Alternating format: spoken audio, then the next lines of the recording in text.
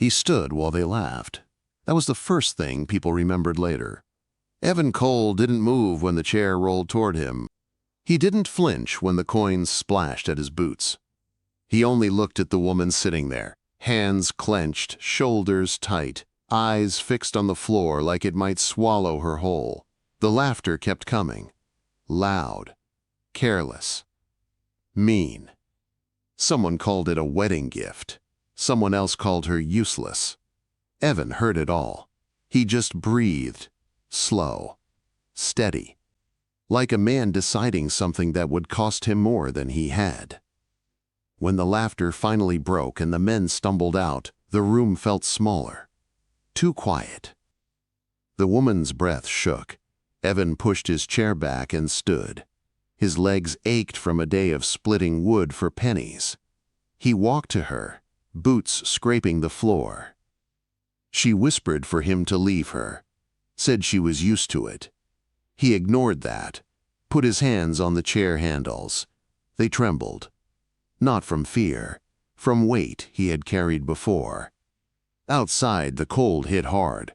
Rain cut sideways, sharp as needles. Evan lifted her from the chair without a word. She weighed less than the bundle of wood he'd hauled that morning. He carried her through the mud, step by step, while thunder rolled over the hills.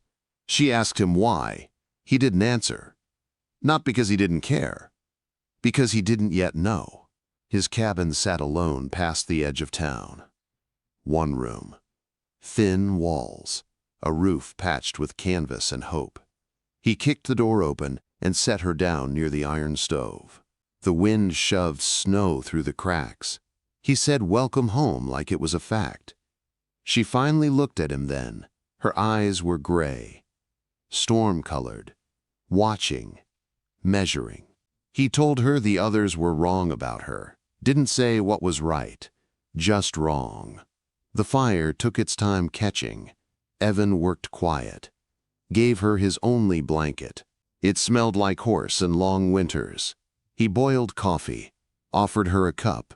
She turned away, said she wouldn't take charity. He drank both cups, said it was just coffee. The wind rattled the roof. Snow hissed at the window. He fixed the door with wire, hands patient like they'd done this all their life. Gave her the cot, took the floor himself. She asked him why he didn't leave her. He told her about his sister. Her name had been Rose. Fever took her legs when she was 12. He'd left to find work, came back to a grave. The words came out flat, like stones laid in a line. He said he owed the world one. She said she wasn't his redemption. He said he hadn't claimed that. Maybe they just needed a roof. She warned him she might be poison. He almost smiled, said dying alone was worse. Morning came pale and hard. A knock followed. 3 sharp raps. Mrs. Harlan stood there with bread and worry in her eyes. She said the men would come back. Evan said he was already standing. She looked at the woman on the cot. Something passed between them. Understanding, maybe. She left her bread, said to come if they needed help. Snow fell for days. Evan built a ramp from scrap wood. Worked until his hands split. The woman watched from the doorway. He chopped wood with a rhythm like a heartbeat. Each swing brought back Rose's laughter. His father's disgust. The way loss teaches a man to punish himself. At dusk, the woman spoke. Her name was Lydia Moore. A ranch accident had broken her back. A man who promised forever left in a week. Family kept her fed and small and grateful. Then decided to make a joke of her. Give her to the poorest man in town. Evan told her she wasn't half anything. She said the world disagreed. He said he wasn't talking to the world. Hooves broke the quiet that night. 3 riders, drunk, mean. One named Grant Keller led them. He called time on the joke. Evan stepped out with his old rifle. Didn't raise it. Just held it. Said she stayed. Grant claimed she had land coming. Property. Evan said she wasn't property. Lydia rolled onto the porch. Said she was there by choice. Grant promised regret. Rode off laughing. Evan's hands shook when it was over. Lydia touched them. Asked why he'd risk everything. He looked at her then. Really looked.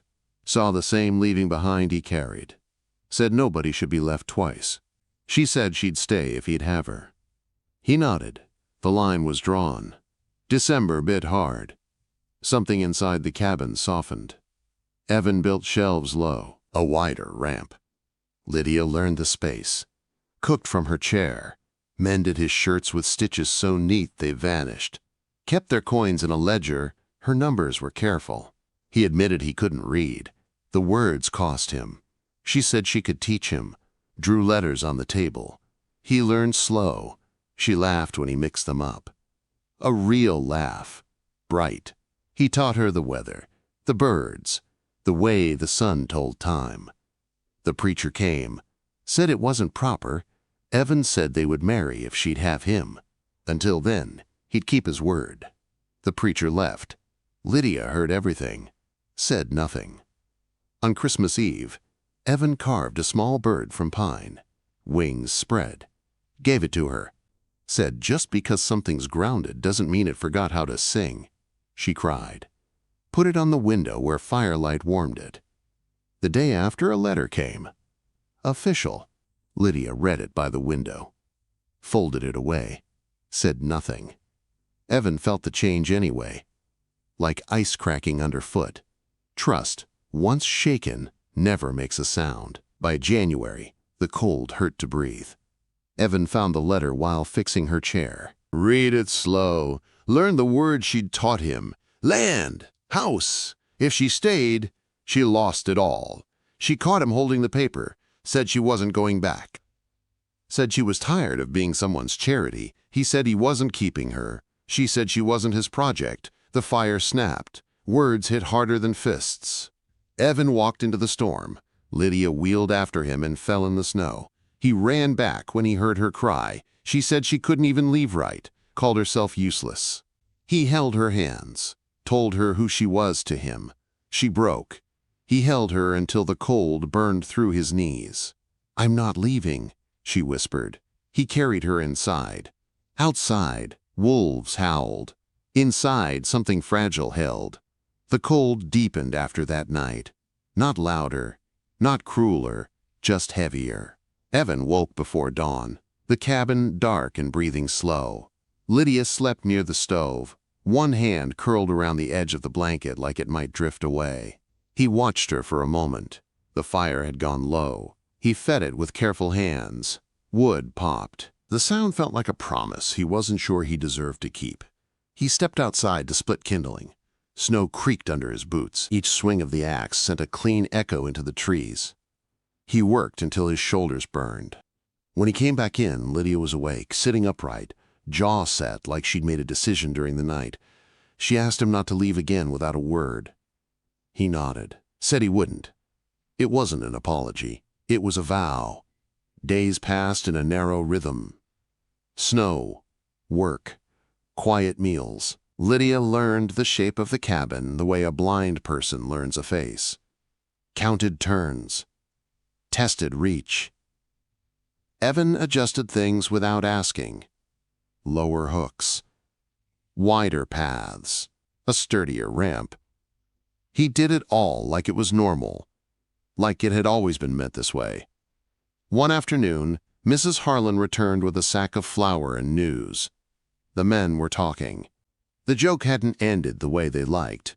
Grant Keller had been seen riding hard, asking questions.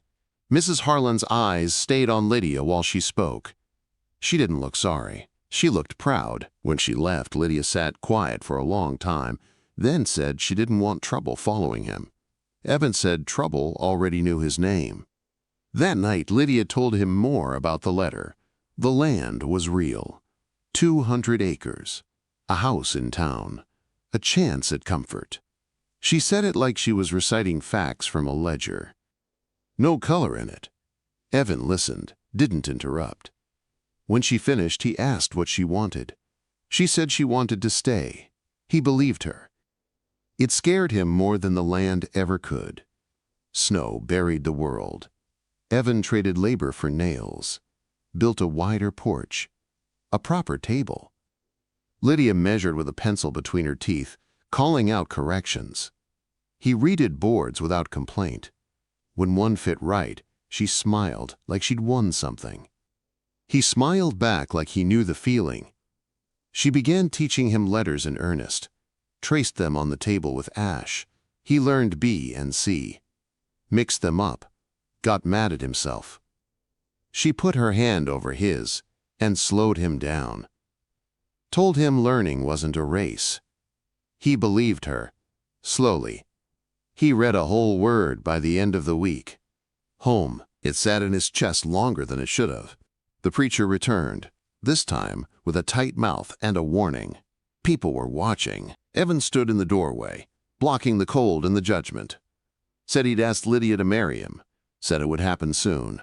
The preacher looked past him, saw the ramp, the shelves, the care written into the walls. He left without blessing or curse. Lydia said nothing. Later, she cried into the blanket.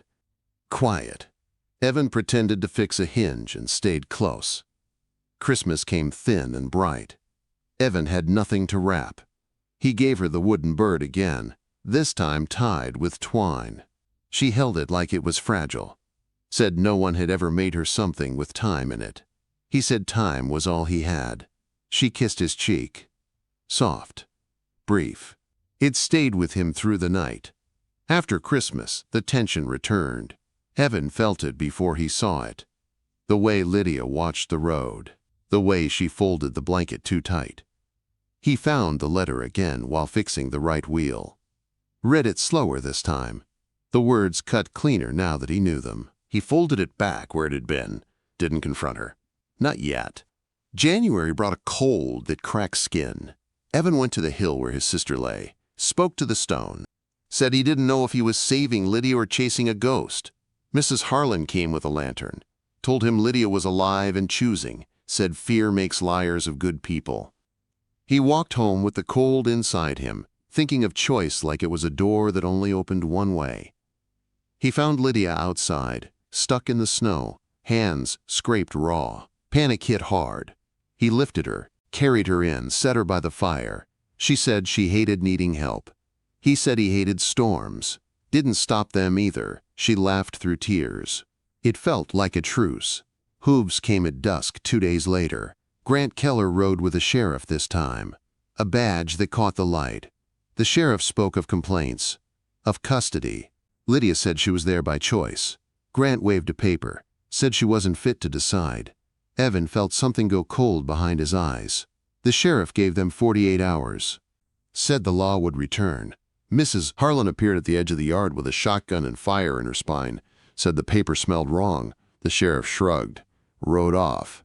Inside, Evan paced, kicked a chair until it broke. Lydia took his hand and said they could end it. She could go. He said no. She said, then marry me, tonight. Make it real. His chest hurt. He said she deserved better. She said better was standing in front of her, bleeding for her already. Mrs. Harlan burst in with a plan. A Judge North. Honest. Old. Dying. Evan saddled his horse.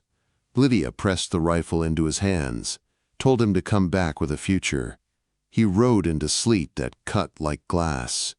Behind him, Lydia sat alone with the bird in her lap, whispering a prayer she hadn't used in years. Night swallowed the road as Evan rode north. The sleet stung his face. The horse breathed hard beneath him. Every mile felt like a question with no good answer. He pushed anyway. Not because he was brave.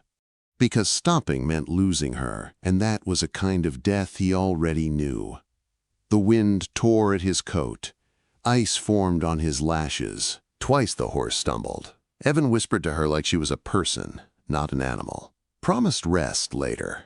Promised dawn. Judge Wallace lived where the land dipped and rose again.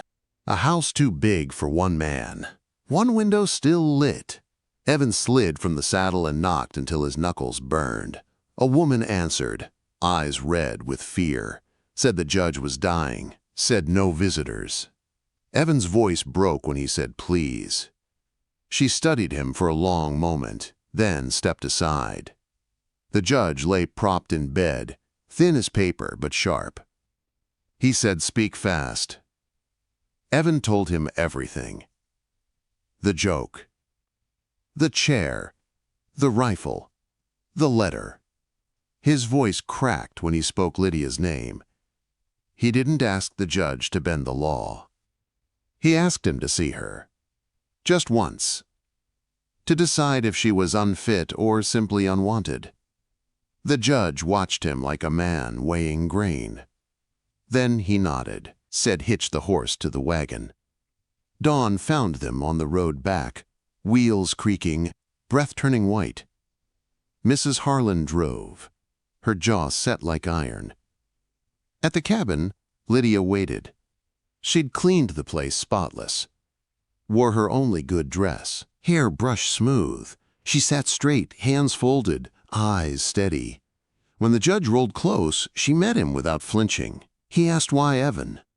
She said because he never looked at her like she was less, and she never looked at him like he was nothing. Said they were poor together but rich where it mattered. The judge smiled, signed the paper with a shaking hand, said the marriage was legal, binding, real. Grant Keller arrived at sunrise with the sheriff and more men. Found the yard full, not armed, just standing. Mrs. Harlan at the front. The judge held up the certificate. The sheriff read it twice. Grant lunged. Evan stepped in and took the punch. Stayed standing. Blood hit the snow. Mrs. Harlan cocked the shotgun. The sound ended it. The sheriff backed down. Real deputies arrived. Grant was taken screaming. The crowd thinned, shame and relief mixing in the cold air. Evan wiped blood from his mouth. Lydia took his hand. Said you stayed. He said always will. The cabin felt different after. Warmer, safer. They slept side by side that night, fully dressed, hands touching. No rush, no fear, just breathing. Spring came early. Snow turned to mud. Evan widened the ramp. Lydia kept accounts for neighbors, earned coin with her mind. Evan learned to read full sentences. Slow, proud. They worked together. Two broken people fitting each other like worn tools. One evening, Lydia asked to try standing. Evan brought the braces he'd built, strapped them on with shaking hands. She leaned on him and rose. 10 seconds. Then 12. Then she cried, not from pain, but from seeing the world taller again. Evan held her like something holy. A young widow came with a baby and nowhere to go. Lydia said yes before Evan could speak. The barn filled. The house filled. Life kept coming. Autumn returned golden and calm. The garden thrived. Children laughed on the porch. Evan rode in with supplies and news. Grant Keller would spend years behind bars. Lydia smiled and kept weeding. That evening, she stood with Evan on the porch, leaning into him, the land stretching wide in theirs. She asked what they called him in town now. He said he didn't care. She said they called him a man who kept his word. He looked at her, at the woman given to him as a joke, at the pride of his life. The wooden bird turned in the breeze above the door. Inside, supper waited. They went in together. The door closed on the cold. Life didn't change all at once. It changed the way water wears stone. After the sheriff rode away and the yard emptied, the cabin settled into a new quiet, not the fragile kind that waits to be broken. A steady one. Evan fixed what had been damaged. A rail, a hinge. His lips split and swollen, healing slow. Lydia cleaned the blood from his collar with careful hands. She didn't ask if it hurt. She already knew. They learned how to be married without ceremony. No rings, no crowd. Just mornings that began with shared coffee and nights that ended with shared silence. Evan slept lighter now. Not from fear, from listening. Lydia slept with her hand resting on his arm, like she was making sure he didn't drift. Work came, honest and constant. Lydia kept ledgers for 2 ranchers in a feed store. Her handwriting moved clean and sure across the page. Evan hauled lumber, repaired fences, took any job that paid in coin or grain. They stacked both neatly, the way people do when they finally believe tomorrow might come. Mrs. Harlan visited every Thursday, sometimes with flour, sometimes with news, always with that look that said she'd decided they were worth the trouble. She brought gossip, too. The preacher avoided the road past the cabin. The new sheriff tipped his hat when he rode by. People talked quieter now. Some nodded, some still watched. Evan didn't mind. He had learned the difference between being seen and being known. One afternoon, Lydia asked to go outside alone. Evan hesitated. She saw it, told him she needed the space. He built a path wider through the mud, tamped it flat, and stepped back. She wheeled herself into the sunlight and sat there a long time, just breathing. When she came back in, her eyes were wet. She said the sky felt bigger when no one stood over her. Evan nodded. Put another board on the ramp. They tried the braces again. Not every day. Lydia didn't want them to become a punishment. Some days she stood 5 seconds, some days none. Evan never counted out loud. He learned patience from watching her, how she rested when her body asked, how she didn't apologize for stopping. It was a kind of courage he hadn't known before. A young woman arrived near dusk one evening, dress torn, baby crying. She stopped at the fence like it might bite. Lydia rolled to the edge of the porch and asked her name. The woman said May. Said her husband died in a logging accident. Said she had nowhere. Lydia looked at Evan. He nodded once. They cleared space in the barn that night. The baby cried until morning. Neither of them complained. With May came more work and more noise. A good kind. Lydia taught her how to keep accounts. Evan showed her where the creek ran safe. May cooked when Lydia's arms tired. Slowly, the place became something people came to instead of passed by. Spring burned off fast. Summer came bright and dry. Evan and Lydia planted a small garden. Tomatoes, beans, squash. Lydia checked each plant like it mattered, because it did. Evan watched her from the fence, thinking how strange it was that pride could feel like peace. One night, Evan read aloud from a thin book Lydia had traded for. His voice stumbled. He pushed through. Lydia corrected him gently. He finished the page, sat back like he'd run a mile. She clapped once, soft. He bowed like it was a stage. She laughed, a sound that still surprised him. Trouble didn't vanish. It never does. It waited. Late summer brought a rider with papers. Claims.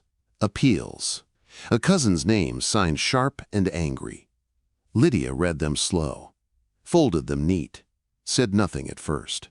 Evan waited. When she spoke, she said the land had finally been awarded to them. Both names. Legal. Clean. Evan felt the breath leave his chest. He hadn't realized how tight he'd been holding it. They went to town together for the first time. Evan walked beside the chair. People stared. Some smiled. One woman reached out and touched Lydia's arm like she was real. Lydia smiled back. Evan stood taller without meaning to. Autumn returned with gold in the air. The garden gave more than they expected. They shared what they couldn't store. May stayed on, strong and steady. The baby learned to laugh. The sound carried. One evening, Lydia asked Evan to help her stand on the porch. He brought the braces, strapped them on slower now, confident. She rose, leaned into him. They took 3 steps, just 3. She laughed and cried at the same time. He held her until her legs shook, lowered her gentle. Neither spoke for a long moment. That night, Lydia told him she was afraid sometimes, not of falling, of being seen only as brave. Evan said bravery was just showing up again. She rested her head on his shoulder, said he did that well.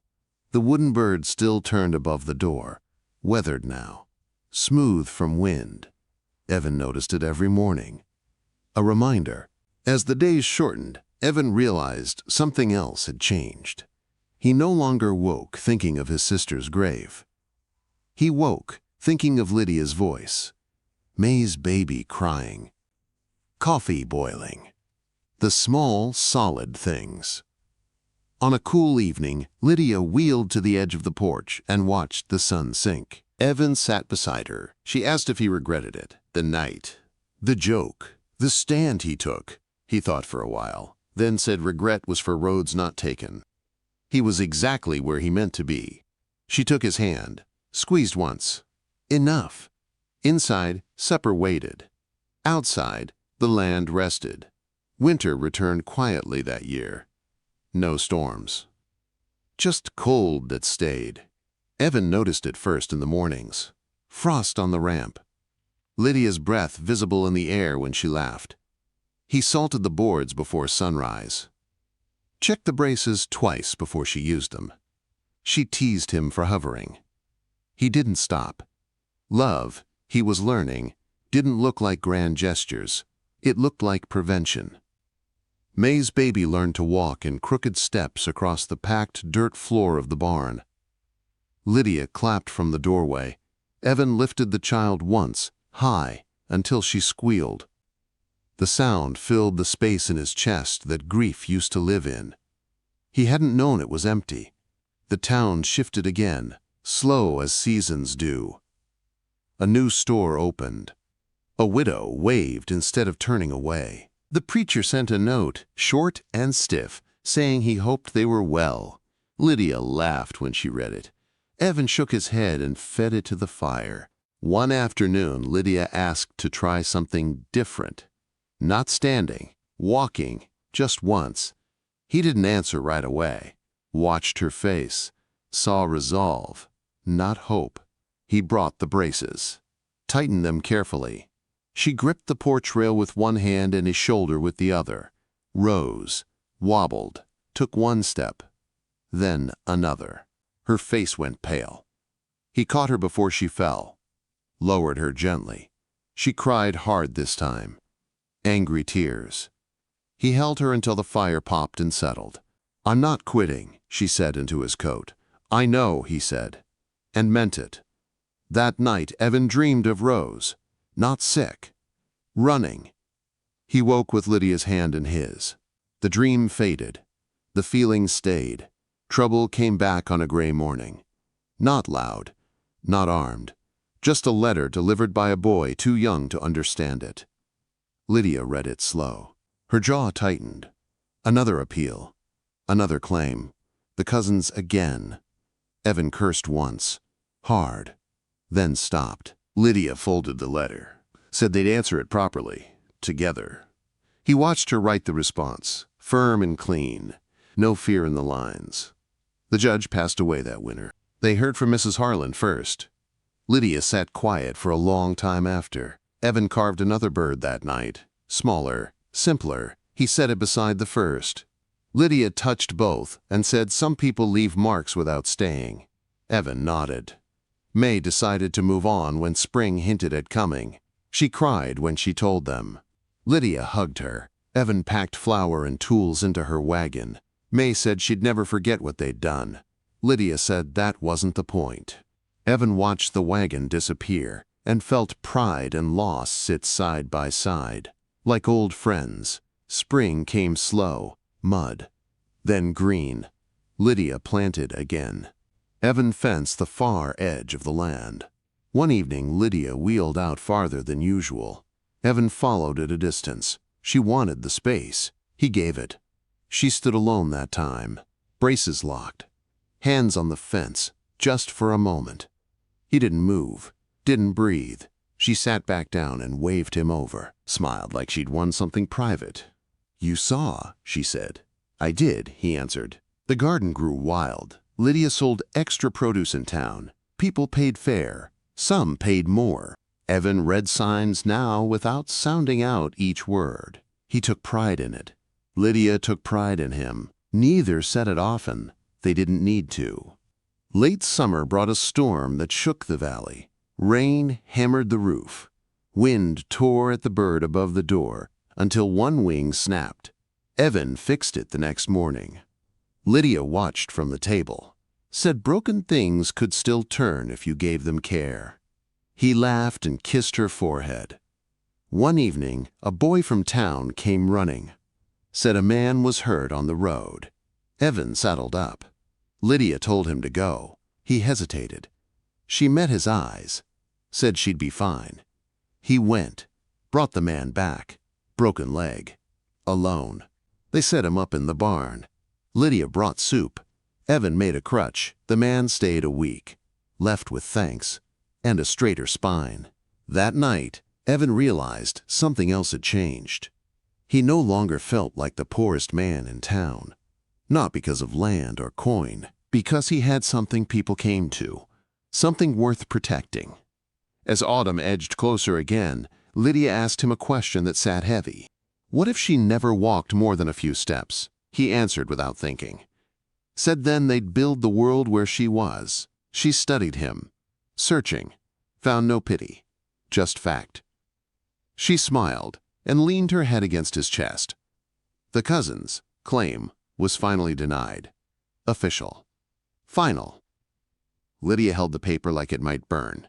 Then laughed. Long. Free. Evan laughed with her. The sound carried across the field. That evening they sat on the porch, watching the sun fall. Lydia asked what pride felt like. Evan thought. Said it felt like standing still and not wanting anywhere else. She squeezed his hand. Inside, the fire waited. Outside, the land breathed easy. Autumn settled in like it meant to stay. Not loud, not fast. Just sure. The mornings came cool and clear. Evan woke to the sound of Lydia moving in the kitchen, the soft scrape of her chair, the quiet confidence in every motion. He lay there a moment longer than he used to. Listening, letting the day arrive instead of chasing it. The land rested after harvest. Rows stood empty, fences held firm. The porch ramp bore the smooth marks of Lydia's wheels, worn not by damage but by use. Evan noticed that more than anything. Proof that something belonged. They had stopped counting the days since the joke. Since the night everything turned. Life didn't move that way anymore. It moved forward, one task into the next. Lydia had taken over the ledgers for 3 ranches now. People trusted her, came to the porch with hats in hand. Evan listened from the barn sometimes, hearing her voice calm and steady, and felt something lift inside him. Pride, maybe, or gratitude, or both. One afternoon she asked to go farther out, past the fence, past the garden. Evan packed water and tools without comment. They moved slow across the land. Grass bent under the wheels. The sky stretched wide and blue. Lydia stopped near a rise and looked out over everything. "This is ours," she said. Evan nodded. "Every inch." She asked to try standing there, not because it was easier, because it mattered. Evan brought the braces, checked them once, then again. She leaned on him and rose. Her legs shook. She breathed through it, stayed up longer than before. The wind tugged at her dress. She laughed, sat back down hard. Both of them laughing now, breathless. "That's enough for today," she said. "More than enough," he answered. They shared apples on the way back, sat quiet on the porch after. Evan read aloud from the book she loved most now. He stumbled less, corrected himself before she could. She smiled into her cup like it was a secret victory. That night, Lydia spoke of the future without fear in her voice. Said she wanted to teach children who couldn't afford school. Evan said they'd build a small room for it. She said she wanted to help widows keep their land. Evan said he'd make sure they had fences that held. They planned like people who believed they would be there to see it through. Winter threatened again but never fully came. Just cold nights and bright days. One evening, Evan found Lydia by the window holding the wooden bird, its edges worn smooth now. She said she remembered the woman she used to be. He asked if she missed her. She thought for a long time, then said she missed parts, but not the silence. He kissed her hair and let that be enough. Mrs. Harlan visited less often now, not because she stopped caring, because she knew they didn't need watching anymore. When she did come, she sat longer, talked about her late husband, about standing your ground, about knowing when to let go. Lydia listened. Evan listened. The fire did too. The preacher finally came by in person, older, quieter. He asked if he could sit. Lydia said yes. He spoke of mistakes made from fear. He didn't ask forgiveness. He didn't need to. He left with his hat in his hands and his shoulders lighter. Spring came gentle the next year. Lydia planted early. Evan built a new fence along the creek. Children from town came to help and stayed to listen when Lydia told stories. Brave girls, careful men, horses that knew when to stop running. Evan sat on the steps, pretending not to listen, catching every word. One boy asked Lydia why she used a chair. She said her legs didn't work, but her heart did. The boy nodded like it made sense. It did. On a warm afternoon, Evan returned from town with supplies and news. He'd been offered steady work hauling freight. Good pay. Long days. Lydia listened, then asked what he wanted. He said he wanted mornings like this. She smiled. They decided together. He took the work, on their terms. That evening, Lydia stood with his help on the porch again. Longer this time. They didn't count. They didn't rush. When she sat, she looked tired and full at once. "We made it," she said. "We did," he answered. Fireflies rose from the garden at dusk. The cabin glowed warm. Supper waited. Evan helped Lydia back inside. They closed the door on the cooling air and sat at the table. Held hands. Said grace. Not from habit, but from knowing what they'd been given. Outside, the wooden bird turned slow in the breeze. Inside, two people who had been given to each other as a joke shared a quiet meal and a life built on choice. Staying, Evan had learned, took more courage than leaving, and love wasn't something you were handed. It was something you stood for. They stood. Together. If you felt this tale in your heart, don't forget to like, share, and subscribe to Archives of the Wild West, where every story rides through the dust, the danger, and the kind of love that never dies. See you in the next tale, partner.